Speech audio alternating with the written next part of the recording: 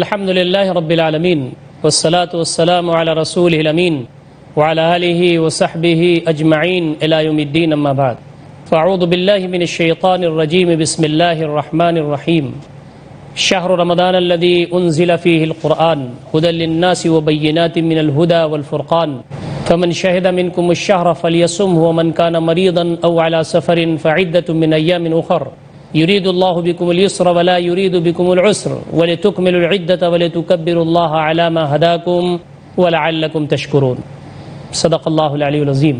وعن النبي صلى الله عليه وسلم أنه قال بني الإسلام على 5 شهادة أن لا إله إلا الله وأن محمدا رسول الله وإقام الصلاة وإيتاء الزكاة وصوم رمضان وحج البيت من استطاع إليه سبيلا أو كما قال النبي صلى الله عليه وسلم. محترم ناظرین کرام، بزرگوں، نوجوان بھائیوں، عفت مآب ماں اور بہنوں، السلام علیکم ورحمۃ اللہ وبرکاتہ.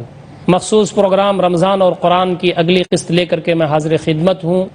ہم نے اس سے پہلے تفصیل کے ساتھ رمضان کی اہمیت، روزوں کی اہمیت، قرآن مجید کی اہمیت پر گفتگو کی ہے اور یہ جاننے کی کوشش کی ہے کہ رمضان المبارک کس طرح سے ہمارے لیے غیر معمولی اہمیت کا حامل ہے. یہ رمضان جو سراپا رحمتوں کا ہے، سراپا برکتوں کا ہے، جہنم سے آزادی کا ہے، یہ قرآن مجید جو اللہ رب العزت کی عظیم الشان کتاب ہے، زندگیاں تبدیل کرنے کے لیے اترا ہے، یہ اسی مہینے میں نازل ہوا اور اس مہینے کی ایک مبارک رات میں نازل ہوا جس کو لیلۃ القدر کہتے ہیں. یہ عظیم الشان کتاب، اس کے ذریعے اللہ تعالیٰ قوموں کو اوپر اٹھاتا ہے اور قوموں کو اس کے ذریعے نیچے گراتا ہے. تفصیل کے ساتھ ہم نے ان سارے عناوین پر گفتگو کی. رمضان المبارک جب آ رہا ہو تو ایک مومن کو اس کا استقبال کرنا چاہیے، والہانہ استقبال، خوشی کا استقبال، سرور کا استقبال، دل کی رگوں کی گہرائیوں سے یہ عزم اور اخلاص کے ساتھ استقبال کہ اللہ کا شکر، اس کا احسان ہے کہ یہ رمضان ہم کو ملا. کتنے بندے ایسے ہیں جن کو پچھلا رمضان ملا تھا، یہ رمضان ان کو نہیں مل رہا ہے. اللہ تعالیٰ نے ہم کو یہ توفیق دی ہے، ہم انشاءاللہ اس کے لیے مکمل تیاری کریں گے اور اس کا استقبال کریں گے. استقبال رمضان پر 2 ایپیسوڈز ہم بیان کرتے چلے آئے ہیں. اس تیسری قسط اور آخری قسط میں ہم انشاءاللہ استقبال رمضان کے سلسلے میں جو بچے ہوئے پہلو ہیں، بچے ہوئے امور ہیں، اس پر روشنی ڈالیں گے. ایک مومن جب رمضان المبارک کا استقبال کر رہا ہو، رمضان المبارک اس کے سامنے ہو، تو اس کے دل میں یہ استحضار ہونا چاہیے کہ یہ مبارک مہینہ وہ مہینہ ہے جس میں اللہ رب العزت نے مومنین کو بڑے بڑے معرکوں میں فتح سے نوازا ہے. ہمارے اسلاف ان مہینوں میں سستی اور کاہلی کرنے والے نہیں تھے، بلکہ ان مہینوں میں انہوں نے بڑی بڑی جنگیں لڑی ہیں. سب سے بڑا معرکہ معرکۃ بدر الکبریٰ ہے. 7 رمضان کو جو اسلام اور کفر کے درمیان سب سے بڑی لڑائی ہوئی وہ بدر کی لڑائی ہے. ایک طرف 313 تھے نفوس قدسیہ اور دوسری طرف 1000 کا لشکر جرار. مسلمانوں کے پاس واجبی قسم کی سہولیات، واجبی قسم کی چیزیں تھیں، جبکہ لشکر جرار کے پاس سارے وسائل و ذرائع سے وہ لیس تھا اور ایسا لگ رہا تھا جیسے بدر کے میدان میں وہ مسلمانوں کو نیست و نابود کر دیں گے. لیکن آپ کو یہ معلوم ہے، آپ یہ بخوبی جانتے ہیں کہ مسلمان اور اللہ کے نیک بندے وسائل و ذرائع ہی سے نہیں لڑتے. اصل چیز یہ نہیں ہوتی ان کے نزدیک، بلکہ اصل چیز ایمان کی طاقت ہوتی ہے، اصل چیز اسلام کی طاقت ہوتی ہے، اصل چیز اخلاص کی طاقت ہوتی ہے، اصل چیز یقین کی طاقت ہوتی ہے.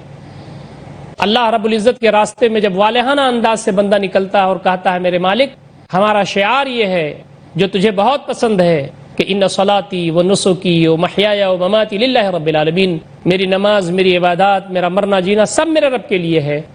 اس جذبے کے تحت تو میدان میں آتے ہیں، مارکا پھر سر ہوتا ہے. نبی مکرم صلی اللہ علیہ وسلم اس مارکے میں جو کچھ بھی کر سکتے تھے آپ نے اپنے صحابہ کو اکٹھا کیا تھا اور سارے وسائل و ذرائع جو آپ کے بس میں تھے وہ سب کر کے لے آئے تھے. اور پھر آپ صلی اللہ علیہ وسلم کا سر سجدے میں جھک گیا، سجدے میں چلے گئے آپ، اور اللہ رب العزت سے دعا فرماتے تھے بار بار. آپ کے پہلو مبارک سے چادر ڈھلک جایا کرتی تھی اور کیا رتبہ تھا حضرت ابوبکر صدیق رضی اللہ تعالیٰ عنہ کا کہ وہ آپ کی چادر درست فرماتے تھے اور کہتے تھے اللہ تعالیٰ آپ کی دعا ضرور سنے گا فتح انشاءاللہ ضرور ہوگی۔ نبی اکرم صلی اللہ علیہ وسلم کو کلمہ خیر کہتے تھے۔ نبی اکرم صلی اللہ علیہ وسلم نے عظیم الشان دعا فرمائی تھی کہ بار الہ، اگر تو نے آج مدد نہیں کی اس سرزمین پر ان مٹھی بھر مسلمانوں کی، مومنین کی، تو رہتی دنیا تک اس زمین پر تیری عبادت نہیں ہو سکے گی۔ اللہ رب العزت نے فتح عنایت فرمائی، اسی مہینے میں ہوا۔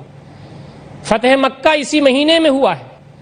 مسلمانوں کو مکہ فتح تحفے کے طور پر ملا، نعمت کے طور پر ملا، اللہ تعالیٰ کے اکرام اور انعام کے طور پر ملا۔ کوئی یہ سمجھ سکتا تھا کہ وہ مکہ جس نے اپنے نبی کو نکالا، اور وہ نبی اور وہ صحابہ جس قسم پرسی کے عالم میں نکلے، نبی اکرم صلی اللہ علیہ وسلم مکہ سے نکلتے وقت کافی دل گرفتہ تھے۔ آپ فرماتے تھے، اے مکہ تو مجھے بہت محبوب ہے، میں نہیں نکلتا اگر یہ مکہ کے لوگ مجھے نہ نکالتے۔ میرا بچپن تیرے درمیان گزرا ہے، میری جوانی تیرے درمیان گزری ہے، اگر یہ مجھ کو نہ نکالتے تو میں ہرگز نہ نکلتا۔ نبی اکرم صلی اللہ علیہ وسلم جس سے بہتر نہ اس دنیا میں کوئی پیدا ہوا، نہ ہے، نہ قیامت تک پیدا ہوگا، یہ ہمارا ایمان ہے۔ نبی اکرم صلی اللہ علیہ وسلم کے قتل کی سازشیں اور آپ کو مکہ سے نکلنے پر مجبور کیا گیا، لیکن کس کو معلوم تھا کہ ایک دن جو قسم پرسی کے عالم میں نکل رہے ہیں فاتحانہ انداز سے مکہ میں داخل ہوں گے۔ نبی اکرم صلی اللہ علیہ وسلم فاتحانہ انداز میں مکہ میں داخل ہو رہے ہیں، اور آپ کا ارشاد ہے، جو شخص اپنے گھر میں گھس کر کے دروازہ بند کر لے مامون، جو شخص خانہ کعبہ میں چلا جائے مامون، جو شخص ابو سفیان کے گھر میں چلا جائے مامون۔ سارے لوگ اکٹھا تھے، آپ نے سارے لوگوں سے پوچھا تھا کہ کیا میں کرنے والا ہوں، سبوں نے آپ کی تعریف کی، اور آپ صلی اللہ علیہ وسلم نے عظیم الشان جملہ ارشاد فرمایا، اذهبوا انتم الطلقاء، چلے جاؤ تم سب آزاد ہو، آپ جاؤ، کوئی مواخذہ تمہارے اوپر نہیں۔ فتح مکہ اسی مہینے میں ہوا۔ نبی اکرم صلی اللہ علیہ وسلم اور صحابہ کی جماعت فاتحانہ داخل ہوئی مکہ شریف میں۔ یہ سونے کا مہینہ نہیں ہے، یہ کاہلی کا مہینہ نہیں ہے، یہ صرف کھانے پینے اور وقت گزار دینے کا مہینہ نہیں ہے۔ ہمارے اسلاف نے اس مہینے میں محنتیں کی ہیں، مجاہدہ کیا ہے، جہاد کیا ہے، لڑائیاں لڑی ہیں، دشمنان اسلام کے دانت کھٹے کیے ہیں۔ جب رمضان المبارک ہمارے سامنے ہو تو ہم کو یہ احساس ہونا چاہیے کہ اس مہینے میں ہم پورے طریقے سے الرٹ رہیں گے، مستعد رہیں گے، اور اس مہینے سے پورا استفادہ کرنے کی کوشش کریں گے۔ ہمارے اسلاف نے کتنی جانفشانیاں اس مہینے میں کیں، اور ہمارا حال کیا ہے، اس کا جائزہ لیں گے، اس کا استحضار رکھتے ہوئے رمضان المبارک کا ہم ویلکم کریں گے، اس کا استقبال کریں گے۔ بہت ساری فتوحات اس مہینے میں ہوئی ہیں، اسلاف نے بڑی ساری محنتیں کی ہیں اس مہینے میں، کوششیں اس مہینے میں کی ہیں۔ ایک بڑا مارکہ ہے فتح عموریہ، اسی مہینے میں ہوا۔ فتح اندلس اسی مہینے میں ہوا۔ حضرت صلاح الدین ایوبی رحمۃ اللہ علیہ کے بارے میں یہ بات آتی ہے کہ وہ اپنی فوج کو ہمیشہ مصروف عمل رکھتے تھے۔ ایک مارکہ آیا، دوسرا مارکہ، دوسرا آیا، پھر تیسرا۔ بعض لوگوں نے مشورہ دیا کہ ہم کافی تھکے ہوئے ہیں مارکوں سے، آگے رمضان بھی آ رہا ہے، آپ ذرا اس مارکے کو کم کر دیجئے، سرگرمیاں کچھ کم ہو جائیں، تھوڑا دم لے لیں، پھر آگے ہم چلیں گے۔ صلاح الدین ایوبی رحمۃ اللہ علیہ نے عظیم الشان جملہ کہا تھا، اس کو بھی سامنے رکھے موقع پر مہمیز ملے گا۔ انہوں نے کہا تھا، ان العمر قصیر والعمل غیر مامون، عمر بہت تھوڑی ہے اور جو امید ہے وہ غیر مامون ہے۔ یہ جو ہماری امیدیں ہیں، جو ہم امید وابستہ کیے ہوئے ہیں، ہم نے اگر محنت نہیں کی، کوشش نہیں کی تو یہ امیدوں پر پانی پھر سکتا ہے۔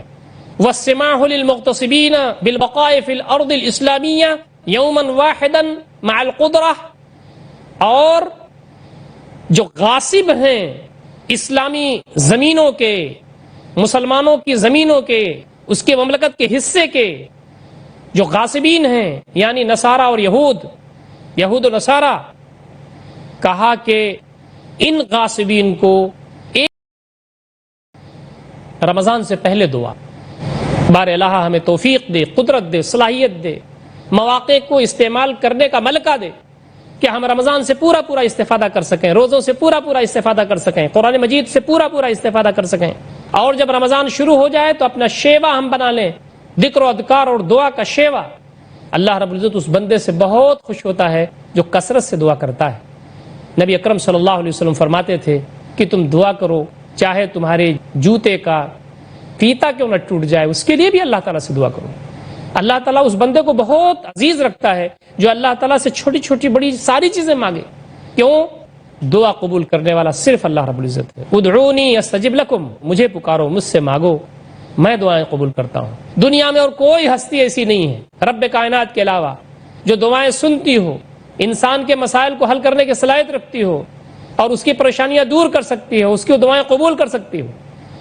اللہ رب العزت سے والہانہ مانگیں اور پورے رمضان اپنا شیڈول ایسا بنائیں کہ اس میں ہم اذکار اور دعا اللہ رب العزت کی بارگاہ میں کرنے کا اپنا معمول بنائیں اور ہماری زبان کبھی خالی نہ ہو. استقبال رمضان کے سلسلے میں یہ سارے وہ پہلو ہیں کہ ہمیشہ ہمیں اپنے سامنے رکھنا چاہیے، اور اگر ہم نے اس کا استحضار رکھا تو مجھے قوی امید ہے، اللہ رب العزت کی ذات سے مجھے یقین ہے کہ انشاءاللہ العزیز ہمارا رمضان بہتر ہوگا، ہمارے روزے بہتر ہوں گے، قرآن مجید سے ہمارا تعلق مزید استوار ہوگا، اور انشاءاللہ العزیز اس کے جو نتائج ہماری زندگی میں اور ہماری سیرت میں آئیں گے وہ غیر معمولی ہوں گے. محترم ناظرین کرام، وقت ہو گیا ہے ایک چھوٹے سے وقفے کا. انشاءاللہ العزیز وقفے کے بعد ہم پھر حاضر خدمت ہوں گے. والسلام علیکم ورحمۃ اللہ وبرکاتہ. بسم اللہ الرحمن الرحیم. محترم ناظرین کرام، وقفے کے بعد ہم پھر حاضر خدمت ہیں. استقبال رمضان پر گفتگو چل رہی ہے. مومن کا کردار استقبال رمضان کے سلسلے میں کیسا ہونا چاہیے ہم تفصیل کے ساتھ بیان کر رہے ہیں، اور ہم تمام وہ کیا امور ہیں اور وہ کیا بنیادی چیزیں ہیں جن کا لحاظ ہم کو استقبال رمضان کے سلسلے میں رکھنا چاہیے، اس پر گفتگو کا سلسلہ جاری ہے. ایک اہم چیز جس پر ہمیں توجہ دینی چاہیے وہ یہ کہ رمضان المبارک کے سلسلے میں ہمیں یہ اندازہ ہو، ہمیں یہ معلوم ہو، ہمیں یہ استحضار ہو کہ یہ رمضان تطہیر قلوب کا ذریعہ ہے، یہ رمضان تصفیت النفوس کا ذریعہ ہے، یہ رمضان تزکیہ نفس کے لیے ہے، اور جو نفوس ہیں، جو دل ہے، جو ہماری شخصیت ہے، اس کو اعلیٰ منازل تک لے جانے والی چیز رمضان ہے. قلب الٹتا پلٹتا رہتا ہے، کبھی اس حال میں کبھی اس حال میں، جسمانی اعتبار سے بھی الٹتا پلٹتا رہتا ہے، خون لیتا ہے اور خون پھینکتا ہے، ہمیشہ الٹتا پلٹتا رہتا ہے. اور روحانی اعتبار سے بھی دل کبھی خوش رہتا ہے، کبھی غمگین رہتا ہے، کبھی اس طرف ذہن جاتا ہے، کبھی اس طرف. اسی لیے اس کا نام قلب پڑا. نبی اکرم صلی اللہ علیہ وسلم دعائیں مانگا کرتے تھے، فرماتے تھے یا مقلب القلوب ثبت قلبی علی دینک، اے دلوں کو پلٹنے والے، الٹنے پلٹنے والے، میرے دل کو اپنے دین پر جما دے. ایک اور حدیث میں آتا ہے کہ دل تو پرندے کے پر کی طرح ہے جسے ہوائیں ادھر سے ادھر موڑتی رہتی ہیں. جب تک اللہ رب العزت کا نظر کرم نہ ہو، جب تک اللہ تعالیٰ کی توفیق نہ ہو، یہ دل ایمان پر، یقین پر، اللہ تعالیٰ کی اطاعت و فرمانبرداری پر جم نہیں سکتا. یہ رمضان المبارک تزکیہ قلب کا غیر معمولی ذریعہ ہے. قلب سلیم ہم بنا لیں اپنے دل کو، قلب منیب اپنے دل کو بنا لیں. بیمار دل کسی کام کا نہیں. دل کے اندر خوف خدا ہو، خشیت الہی ہو، اللہ رب العزت کے لیے محبت ہو، نبی صلی اللہ علیہ وسلم کے لیے محبت ہو، دل کے اندر قربانی دینے کا جذبہ ہو. اگر یہ ساری چیزیں دل میں نہیں ہے تو دل نہیں ہے، پتھر ہے، او اشد قسوہ، یا اس سے بھی زیادہ سخت ہے. پھر ہم کو اللہ تعالیٰ سے دعا مانگنی چاہیے کہ بار الہ ہمیں دل دے دے کہ ہمارے پاس دل نہیں ہے. نبی اکرم صلی اللہ علیہ وسلم دعائیں مانگا کرتے تھے، اللہم انی اعوذ بک من قلب لا یخشع، بار الہ میں تیری پناہ مانگتا ہوں ایک ایسے دل سے جو ڈرے نہیں، جس میں خشیت نہ ہو، جس میں تیرا خوف نہ ہو. ہمارا دل 12 مہینے کیا تھا، رمضان آنے والا ہے، اپنے دل کے اندر نرمی ہم پیدا کریں، اپنے دل کے اندر خشیت پیدا کریں، اس کے لیے ہم تیاری کریں. یہ رمضان المبارک دل کو نرم کرنے کے لیے، دل کو موم کرنے کے لیے، خوف الہی کے لیے، خشیت الہی کے لیے بہت ہی سازگار ہے. پہلے سے ہم اپنا موڈ بنائیں، پہلے سے ہم منصوبہ بندی کریں. یہ رمضان نفس کے ضبط کا مہینہ ہے، ضبط نفس. شتر بے مہار ہمارے پاس ہے، ایک اڑیل گھوڑا ہے ہمارے جسم کے اندر جو برائیوں کی طرف لے جاتا ہے، بہکاتا رہتا ہے. وما ابرئ نفسی ان النفس لامارۃ بالسوء، میں اپنے نفس کو بری نہیں قرار دیتا. نفس تو برائیوں کو حکم دینے والا ہے. آدمی برائیاں کر لیتا ہے تو نفس ملامت کرتا ہے، نفس لوامہ. اس نفس کو نفس مطمئنہ بنانا ہے ہمیں، جو اللہ رب العزت کے فیصلوں پر، اس کی اطاعت پر، اس کے دین پر جم جائے، مطمئن ہو جائے. اور پھر وہ اسٹیج آئے کہ اللہ رب العزت یہ فرمائے یا ایتھا النفس المطمئنہ ارجعی الی ربک راضیۃ مرضیہ فادخلی فی عبادی وادخلی جنتی. اے نفس مطمئنہ، اپنے رب کی طرف تو پلٹ جا اس حال میں کہ تو راضی اپنے رب سے اور تیرا رب راضی تجھ سے. میرے بندوں میں داخل ہو جا، میری جنت میں داخل ہو جا. یہ نفس مطمئنہ بنانے کی ایک دلچسپی، ایک ہوک، ایک تڑپ ہمارے اندر ہو کہ کاش کہ ہمارا نفس مطمئنہ بن جائے.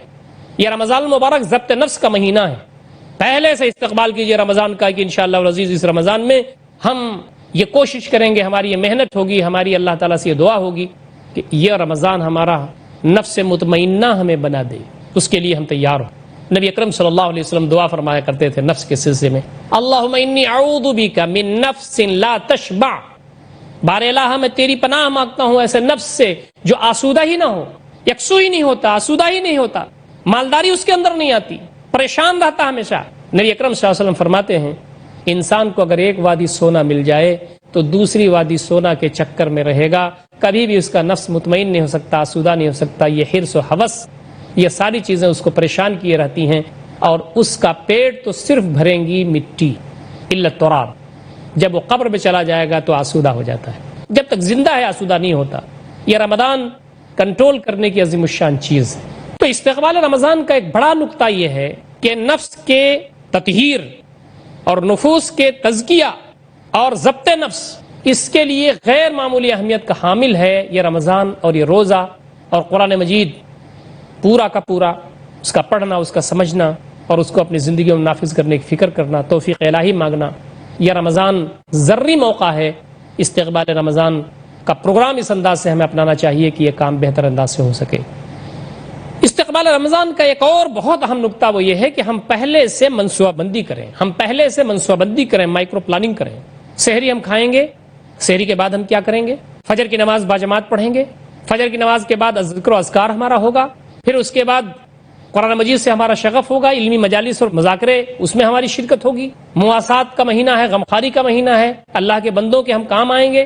ظہر کی نماز کے بعد تھوڑا آرام آدمی کرے گا، اس لیے بھی آرام کرنا چاہیے کہ پھر قیام لیل کے لیے آدمی کو اٹھنا ہے، اس کے لیے ذہن تازہ ہو سکے۔ عصر کے بعد ذکر و اذکار ہے، تلاوت کلام پاک ہے، پھر مغرب کے بعد افطار کے بعد آپ دیکھیں کہ تراویح کی تیاری ہے، اور اس کے بعد آپ تراویح آپ پڑھیں، اور اگر اللہ رب العزت توفیق دے، مناسب بھی بات ہے کہ ہم آخری پہر میں اٹھ کر کے تہجد پڑھیں، زیادہ مناسب یہی ہے۔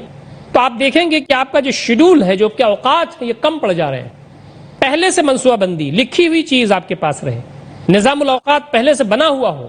یہ رمضان سے پہلے استقبال کے حوالے سے یہ بات، قیلولہ یہ ایک ایسی سنت ہے جس پر سارے ہی دنیا کے علماء کا اتفاق ہے، لیکن جو تہجد کی نماز پڑھتے ہیں ان کے لیے قیلولہ ضروری ہے۔ تہجد کے لیے قیلولہ آدمی کو طاقت دیتا ہے۔ حضرت عمر بن عبدالعزیز رحمۃ اللہ علیہ کا غیر معمولی واقعہ ہے کہ وہ قیلولہ میں لیٹے ہوئے تھے اور ان کے گھر کے سامنے مستحقین موجود تھے۔ ان کا لڑکا آیا، انہوں نے اپنے بچے کی اسی انداز سے تربیت کی تھی۔ لڑکا آیا اور اس نے کہا ابا جان، اللہ رب العزت کے ہاں کیا جواب دیں گے، کیا بن پڑے گا آپ سے کہ حاجت مند ضرورت مند گھر کے باہر کھڑے ہیں اور آپ آرام کر رہے ہیں، آپ کو تو ان کی سننا چاہیے۔ عمر بن عبدالعزیز رحمۃ اللہ علیہ نے جو جواب دیا وہ غیر معمولی ہے۔ انہوں نے کہا بیٹے، تربیت خود کی تھی بچے کی، اس لیے بچہ بول رہا تھا ایسا، کہا بیٹے جس میری سواری ہے میں اس کو تھکا کر کے سفر کرنا نہیں چاہتا۔ میں اگر ابھی لوگوں کی باتیں سنوں گا، اس مسائل کو حل کروں گا تو شاید 2-4 آدمیوں میں ڈھیر ہو جاؤں، لیکن اگر میں اپنے آپ کو توانا کر کے کروں گا تو پھر نشاط کے ساتھ میں 10 آدمی 20 آدمی 25 آدمیوں کو نپٹاؤں گا۔ تو تہجد غیر معمولی چیز ہے، آدمی وہاں نشاط کے ساتھ اللہ تعالیٰ کے دربار میں کھڑا ہو سکے، اپنے نفس کا تزکیہ کر سکے۔ اس کے لیے ضروری ہے کہ قیلولہ کا انتظام بھی تھوڑا سا آدمی رکھے، بہت لمبا نہیں، اور پورے جو رمضان ہے اس کی منصوبہ بندی کریے۔ استقبال رمضان میں آتا ہے۔ ایک اور نقطہ ہے جو میں اس موقع پر کہوں گا وہ یہ کہ استقبال رمضان کے بہت سارے پروگرام ہمارے مردوں کے درمیان کرنے چاہیے، عورتوں کے درمیان کرنا چاہیے، بچوں کے درمیان کرنا چاہیے۔ بہت ساری تنظیمیں، بہت ساری انجمنیں، بہت ساری جماعتیں اس کا اہتمام کرتی ہیں، لیکن یہ سارے مسلمانوں کا کام ہے کہ ہم کو جہاں تک شعور ہو ہم اپنے گھر میں استقبال رمضان کے کچھ اویئرنیس کے، کچھ بیداری کے پروگرام کریں، کچھ اپنے سماج اور محلے میں کریں، کچھ اپنی مسجد میں کریں، اور عام مسلمان ہیں ان کو بھی بیدار کرنے کا کام کریں اور ان کو بھی بتائیں کہ رمضان المبارک کے استقبال کا کیا طریقہ ہو سکتا ہے، کیا اہم چیزیں ہو سکتی ہیں جس کو ہم اپنے سامنے ہم کو رکھنا چاہیے۔ صحابہ کرام کا اسوہ رمضان المبارک کے استقبال کے سلسلے میں غیر معمولی تھا۔ حضرت عبداللہ بن مسعود رضی اللہ تعالی عنہ سے ایک صحابی آئے، انہوں نے سوال کیا، ان کا سوال یہی تھا کہ کیف کنتم تستقبلون شہر رمضان، آپ لوگ رمضان کے مہینے کا استقبال کیسے کرتے تھے؟ ایک آدمی نے حضرت عبداللہ بن مسعود رضی اللہ تعالیٰ عنہ سے یہی کوشچن کیا۔ انہوں نے بہت ساری چیزوں کا جواب دینے کے بجائے صرف ایک بات کہی، ما کان احدنا یجرؤ علی استقبال الہلال وفی قلبہ مثقال حبۃ من خردل من حقد علی اخیہ المسلم. ہم میں سے کوئی شخص اگر اس کے دل میں رائی کے دانہ کے مقدار میں بھی اگر کسی کے بارے میں کینہ اگر اس کے دل میں ہوتا تھا تو رمضان کے استقبال کی ہمت نہیں کر پاتا تھا. مطلب یہ کہ رمضان کا استقبال ہم کر رہے ہوں اور ہمارے دل میں کسی مسلم بھائی کے سلسلے میں کوئی کینہ ہو، ایسا ہم سوچ نہیں سکتے. لہٰذا جب ہم استقبال رمضان کا کر رہے ہوں تو ہم کو اپنے دل کو صاف رکھنا چاہیے، کینہ کپٹ سے صاف ہو، ایک دوسرے کے خلاف قدورت نہ ہو، نفرت نہ ہو. ہم دوسرے مسلمانوں کے لیے سراپا خیر ہو، دوسرے مسلمانوں کے لیے ہمارے دل میں جگہ ہو، دوسرے مسلمانوں کے سلسلے میں پیار ہو، محبت ہو، اپنائیت ہو، اخلاص للہیت ہو. ہمارا معاملہ یہ ہے کہ ہم میں سے بہت سارے لوگ ایسے ہیں کہ رمضان المبارک کے موقع پر وہ رمضان گزارتے ہیں اور فارمیلٹی پوری ہو جاتی ہے اور بہت ساری چیزیں ہمارے دلوں میں پڑی رہ جاتی ہیں. نبی اکرم صلی اللہ علیہ وسلم کے بارے میں آتا ہے کہ جب رمضان آتا تھا تو کان رسول اللہ صلی اللہ علیہ وسلم اذا ما دخل رمضان شد المیزر، پائنچا چڑھا لیتے تھے، وایقظ اہلہ، گھر کو آپ جگاتے تھے، پورا مہینہ آپ مناتے تھے پابندی کے ساتھ اور محنت کے ساتھ اور سب کو اس میں انوالو کرتے تھے. محترم ناظرین کرام، استقبال رمضان کا یہ غیر معمولی عنوان بہت اہمیت کا حامل ہے. مجھے قوی امید ہے کہ آپ نے اس کا لحاظ رکھا ہوگا اور آئندہ بھی اس کا لحاظ آپ رکھیں، اور جو کچھ بھی وقت ملا ہوا ہے اس میں وہ سارے پہلو جو اب چھوٹے ہوئے ہیں آپ کے، اس پر عمل کرنے کی کوشش کریں. اللہ تعالی ہم تمام کو اور آپ کو، سارے ہی لوگوں کو اس پر عمل کرنے کی توفیق عنایت فرمائے. اقول قولی ھذا استغفر اللہ لی ولکم اجمعین واستغفروہ انہ الغفور الرحیم وآخر دعوانا الحمد للہ رب العالمین والسلام علیکم ورحمۃ اللہ وبرکاتہ. ومن the Quran, it is Ramadan.